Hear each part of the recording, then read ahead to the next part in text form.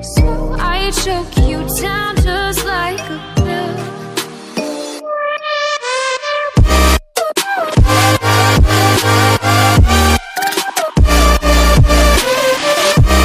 Oh yeah.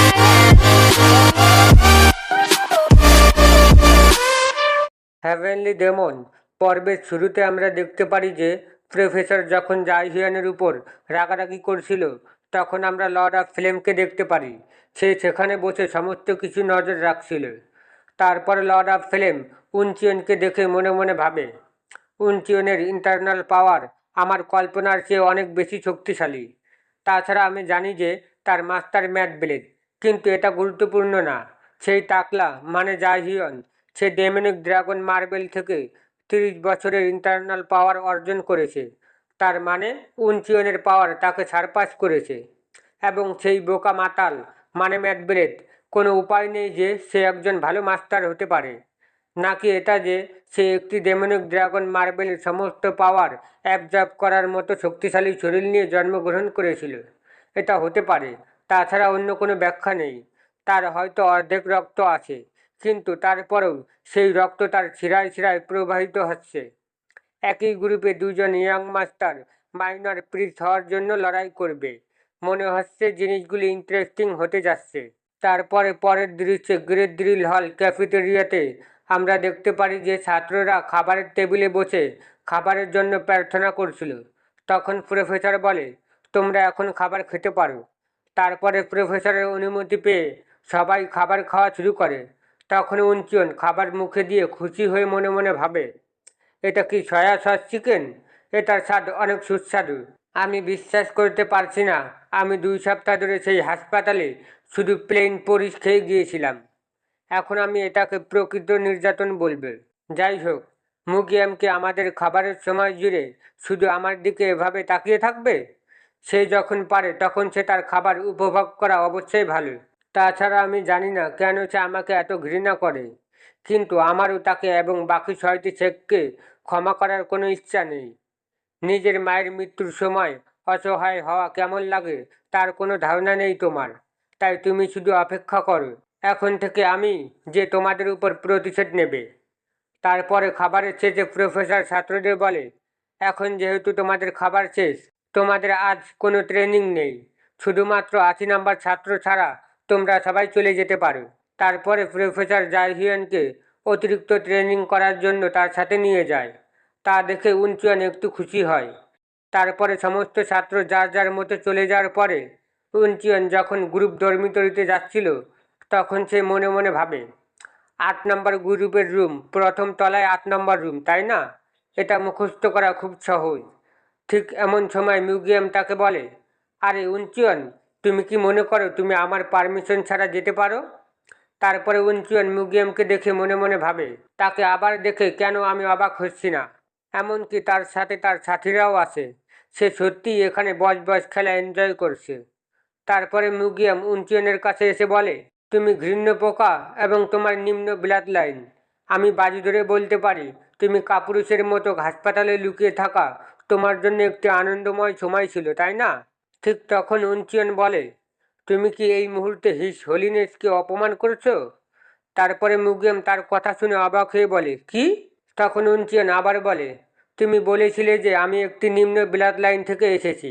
তার মানে তুমি ইনডাইরেক্টলি হিস হোলিনেসকে অপমান করছো, তাই না? তারপরে মুগিয়াম প্রচণ্ড ঘাবড়ে গিয়ে তাকে জিজ্ঞেস করে, তুমি কি সম্পর্কে কথা বলছো? তখন উনচিয়ন আবার বলে, তুমি কি বলনি যে তুমি হিস হোলিনেসের উপরে?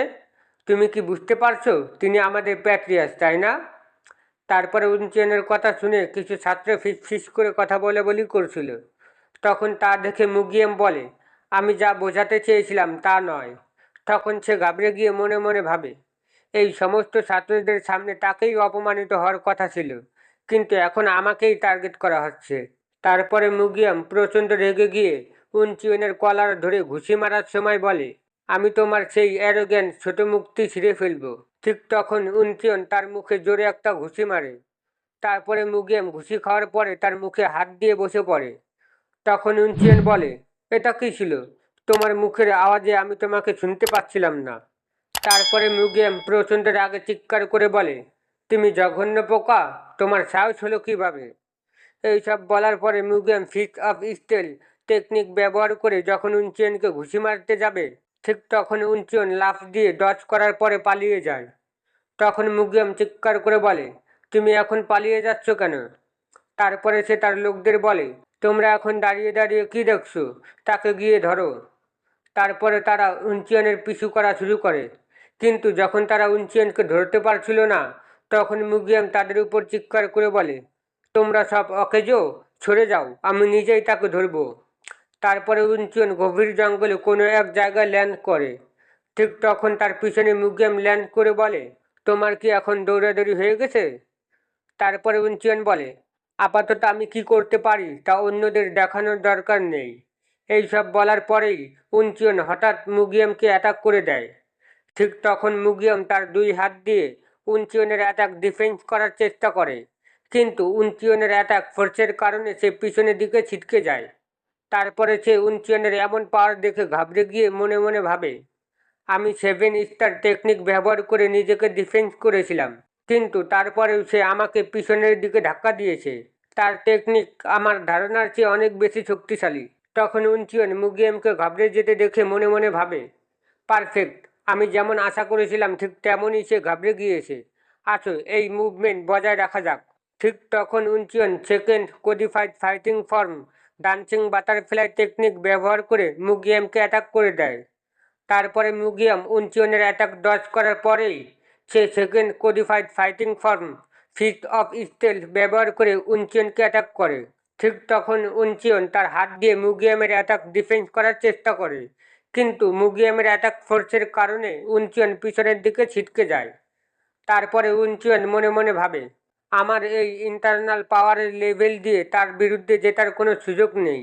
আমি নিশ্চিত যে একাডেমিতে এন্টার করার আগেও সে বেশিরভাগ ছাত্রদের চেয়ে শক্তিশালী ছিল, এবং এখন যেহেতু সে একটি ডেমনিক ড্রাগন মার্বেল অ্যাবজর্ব করেছে, তাই সে এখন আরও বেশি শক্তিশালী হয়েছে। তাই আমাকে অ্যাটাক করা চালিয়ে যেতে হবে, আমি তাকে পাল্টা অ্যাটাক করার সুযোগ দেব না।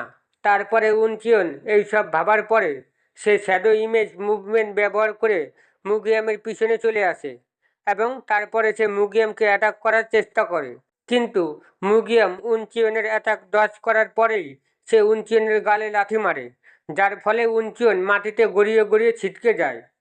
তখন মুগিয়াম মনে মনে ভাবে, সে তার কোডিফাইড ফাইটিং ফর্ম পারফেক্টভাবে করতে পারে, কিন্তু তার কোনো ধারণা নেই যে কীভাবে শত্রুদের অ্যাটাক কাউন্টার করতে হয়।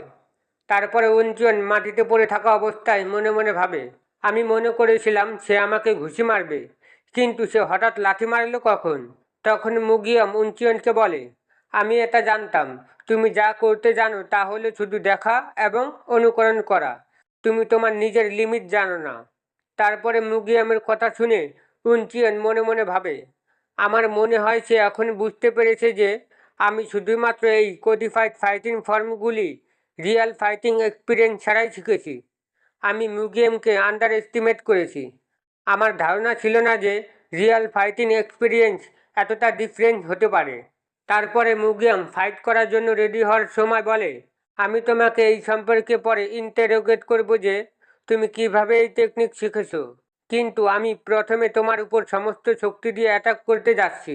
এইসব বলার পরে মুগিয়াম fifth codified fighting form fist of steel crouching tiger barrage ব্যবহার করে উনচিয়নের উপর অ্যাটাক করার জন্য দৌড়ায়।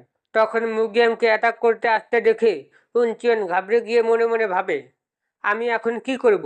আমি জানি না সে কী ধরনের ফাইটিং ফর্ম ব্যবহার করছে। ঠিক তখন nano machine external danger detect করে এবং ইনকামিং ডেঞ্জার রেসপন্স করার জন্য উনচিয়নের ভিশন অগমেন্ট রিয়ালিটি অ্যাক্টিভ করে।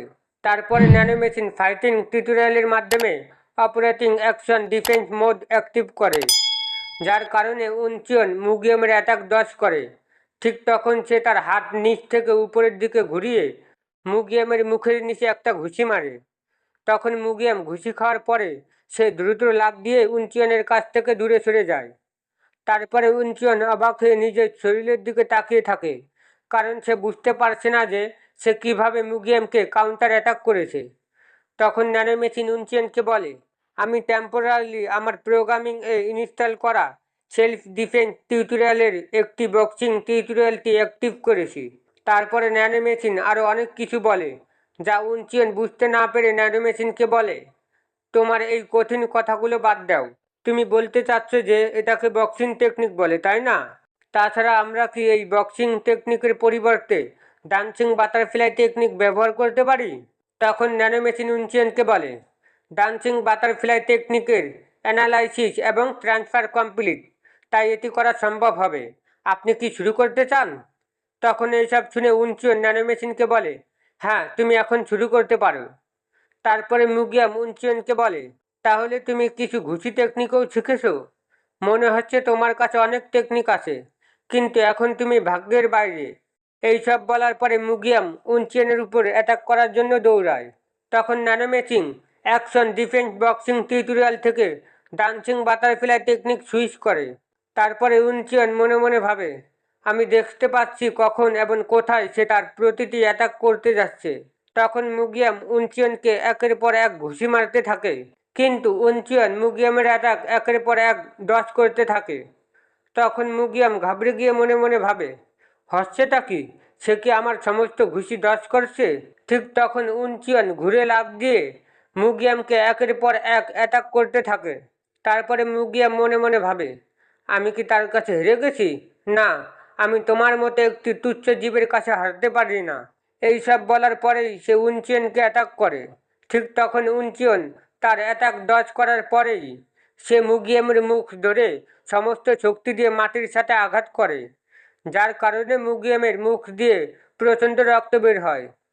তারপরে মুগিয়াম তার মুখের উপর হাত রেখে কাঁদতে কাঁদতে বলে, তোমার মতো ঘৃণ্য পোকামাকড়ের কাছে আমার হারার কোনো উপায় ছিল না।